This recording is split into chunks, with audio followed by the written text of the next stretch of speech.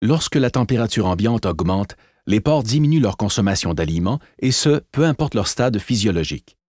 Il existe des stratégies alimentaires qui permettent de réduire les effets négatifs du stress thermique sur la prise alimentaire, les performances de croissance chez le porc et les performances de reproduction chez la truie. Deux catégories de stratégies alimentaires peuvent être envisagées, l'une concernant la régie alimentaire et la seconde en lien avec la composition nutritionnelle des aliments.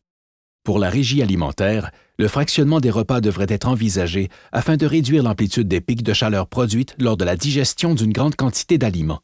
Cette stratégie s'applique surtout pour les truies, car les porcelets et les porcs sont alimentés à volonté.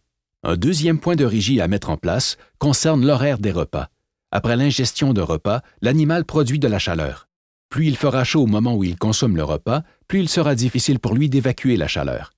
Les horaires de repas peuvent donc être modifiés afin de distribuer les aliments durant les périodes plus fraîches de la journée, soit entre 21h et 9h. Pour favoriser la consommation d'aliments durant cette période, les heures d'ouverture des lumières doivent être modifiées et les systèmes d'alimentation activés afin de stimuler les animaux à manger.